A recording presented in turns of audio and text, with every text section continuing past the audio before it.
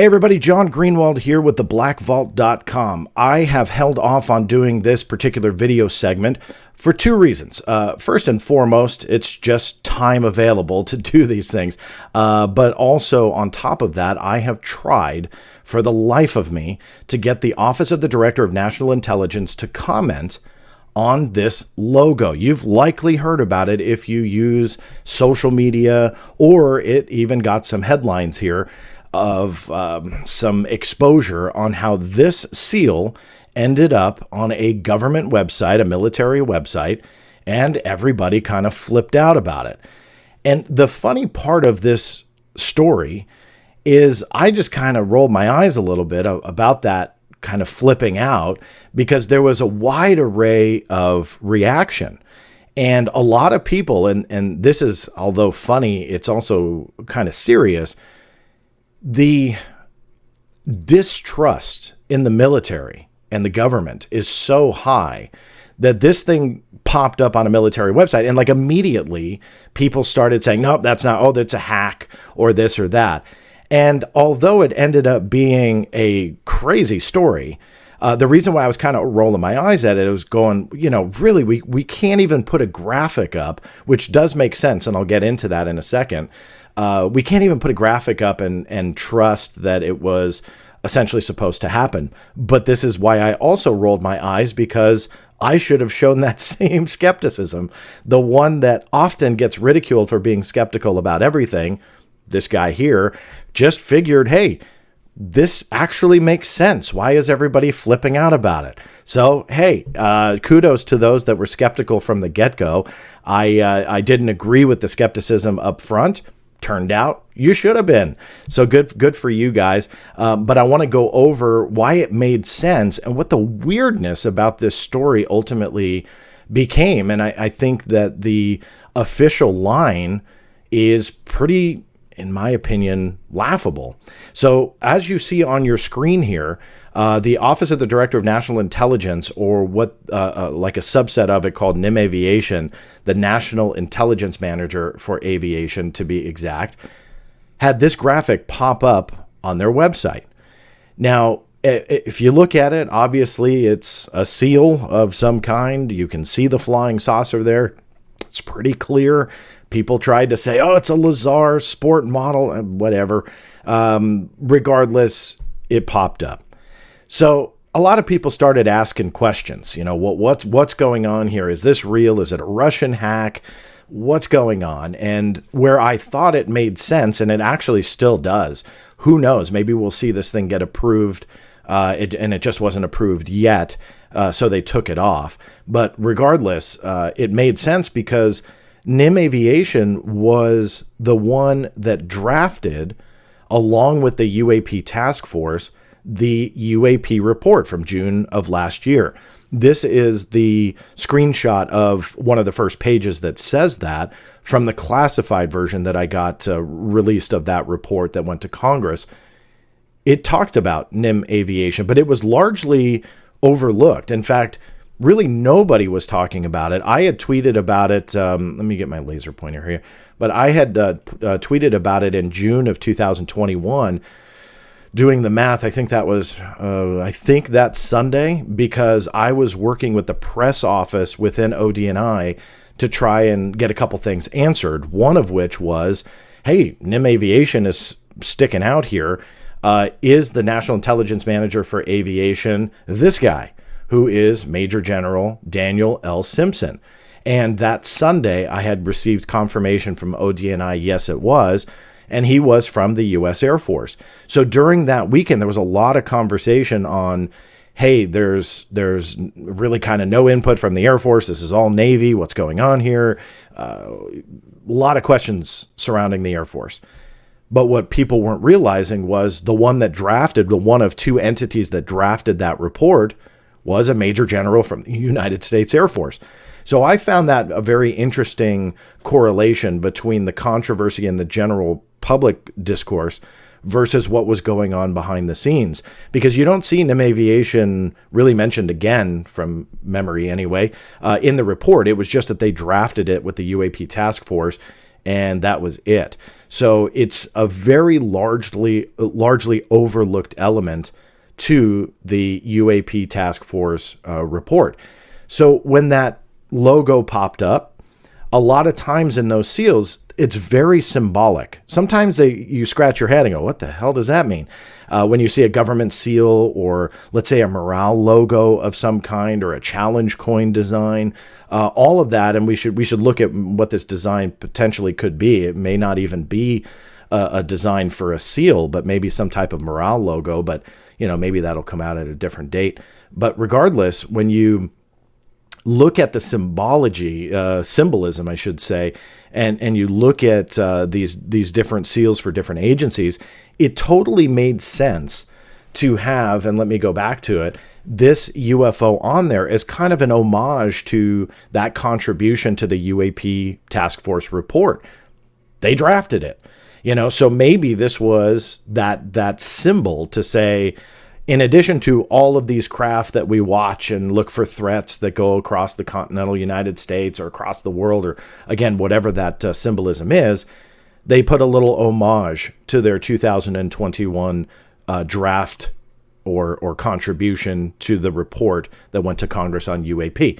So again, totally made sense to me.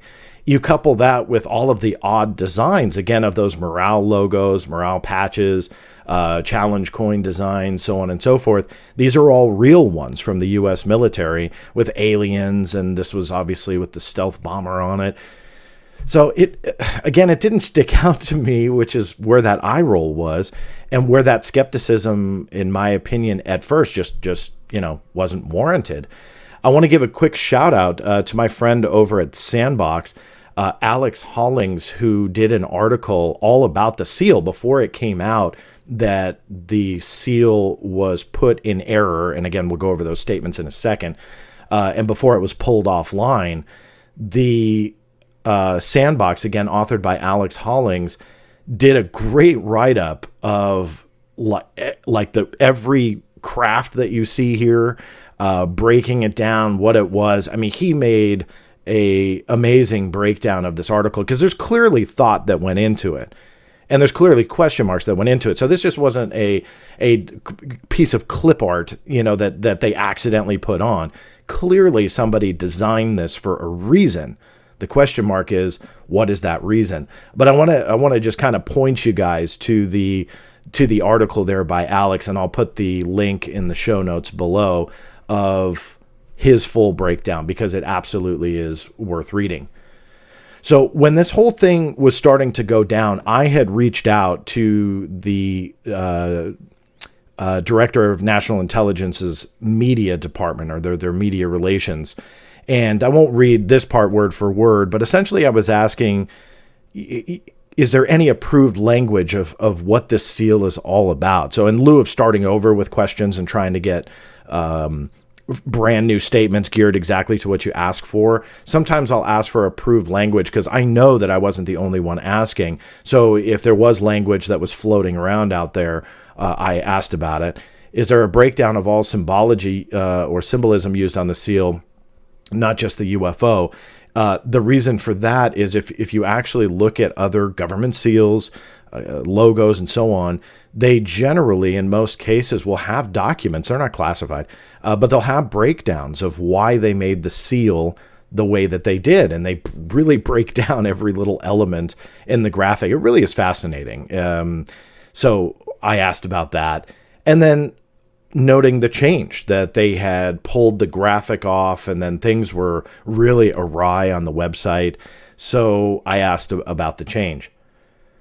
That was on September 26th. I received a response to those questions with this. NIM Aviation erroneously posted an unofficial and incorrect logo. That was it. So no answer to any question that I had, other than this logo was unofficial and incorrect. Well, that made me kind of scratch my head a little bit, going, well, wait a minute. Like, I just thought maybe you guys were pulling it off for technical reasons. Maybe it was a caching issue, technical difficulties, whatever it may be. But now they kind of planted the seed, like well, this was accidentally posted. Well, you don't accidentally embed an image for anybody who's programmed websites. Maybe you can potentially overwrite a graphic and with a file name. So what you had there, if you put a new graphic with the same file name on your web server, it essentially overwrites the other one and will display differently. But this one had multiple graphics with the UFO, so multiple versions of it. And it also was embedded in the background in a very nice background display. So then that question mark was, well, how did that all happen? Because clearly somebody fully designed the website with this graphic in mind and embedded it everywhere. And again, a very nice graphical layout. So that didn't make sense to me whatsoever. Here's the other thing that didn't make sense when they sent me that was I went back to their website, and the graphic that you see on your screen there, that is the email that I sent back to ODNI, was still there. The UFO was still on the website. So that added more confusion. Well, if it was erroneously posted and you want me to print that, why is it still there? So my question to them was, okay, are you saying then, is this right? Because remember, I said that there was at least 2 different versions of the flying saucer logo, one of which looked a little bit more amateurish or more draft form, like the Office of the Director of National Intelligence wasn't perfectly aligned. I think one side was kind of offset to the other. So it looked like more of a draft mock-up that may have put on. So I thought, oh, so they're noting that that was a mistake, but this is the real one because it was still there. Well, I had to follow up because I didn't receive any response, but I got read receipts, so I know that they got it. And that's what's frustrating when government and military personnel, when you communicate, they have read receipts. So when they read your email, it sends you a message back saying so-and-so read your email. I always have that turned on just because I want to know if somebody reads my email or not. And sure enough, they had it turned on. I get the read receipt, no response. So I followed up again. And the only thing I was able to get was this link will provide you with the official logo for NIM Aviation. So yet again, no answer to any question, no addressing this wild story. Because in my opinion, when you erroneously post something to a military website, that's a big deal. It's not like me with the Black Vault and I screw something up, which happens all the time. That's not really, important, because it's not the military or an official U.S. government site. When you do this and it creates such a firestorm because now you have a UFO flying saucer in your logo, you'd think you'd want to address that. And I have followed up a couple of times. This link goes right back to the website. This is how it appears now. So the UFO used to be here, but is now gone. Major General Daniel Simpson is still there. We already talked to him. And it's cut off here, but the UFO logo appeared here, but it was overridden again by this same logo here for the National Aviation Intelligence Integration Office. You may ask yourself, what's that? As far as I know, that is the old name for NIM Aviation now. I don't know the full hierarchy, but it's kind of irrelevant to this story. But that's what this seal is all about. So it's all reverted back. You can see the background is reverted back to the old seal. The UFO is gone. So the big question mark going back to this is what in the world happened? Because this was a very, I would say, acceptable story. The homage to their contribution to the UAP report. It goes into detail of what their mission is. I'm sure all of this internally to whomever created it all had some kind of meaning. They should have just left it. But instead, they made more of a to-do out of it and more of a controversy, which got even more exposure. I think Popular Mechanics had done a story on it and a couple other places. So it's just one of those head scratchers. Why did they do it? For what reason did they do it? I hope they put it back. I think it makes sense. I never was on that train that they were trying to reveal something. There was that discussion that they were trying to allude that there was some kind of either disclosure coming or this proved the reality of something. No, just based on historical fact, if this was real, it made total sense to have that on there as a homage to what they did. But hey, they took it off. So that's the breakdown. I've tried ODNI a few times since. That's, again, why I waited to make this video. They don't like me, apparently, because they didn't want to even return my message, but that's fine, after what they already sent anyway. And that's fine. I just take it that they don't want to tell me. Closing thought, FOIA is going to have to be utilized for this. So I've already filed 2 separate cases, one of which, when this all went down, was for the change, but then I waited about a week for stuff to happen behind the scenes because it was taken down. But I waited about a week to file this case. And for all the FOIA people out there, the reason why you sometimes want to just sit on your hands and not file the FOIA is you give a little bit more time for stuff to happen. And if you file, let's say, the day something happens, when they process your request, the cutoff is the day you file. So what I tried to do was give a little bit of time, get a little bit of more evidence to whomever's getting the lashings at this point to happen. And then that way what'll occur and go down is you get more information and you'll have more responsive records. So sometimes take these hands, sit on them, don't file the FOIA, let a little bit more time pass. There are some agencies that will do a cutoff date when they process it versus when you file, but regardless, most don't. I think that the technical is the day you file is the cutoff date, and that is acceptable in the letter of the law. So there's my FOIA tip for you at the end of the video. Please, if you're watching on YouTube, hit the thumbs up button. It's a huge help for me. Also, make sure you're subscribed to the channel and turn the notifications on. And above all else, if you can, help share the word about the channel. And if you like this video, the video itself. You know the deal. This is John Greenwald Jr. signing off, and we'll see you next time.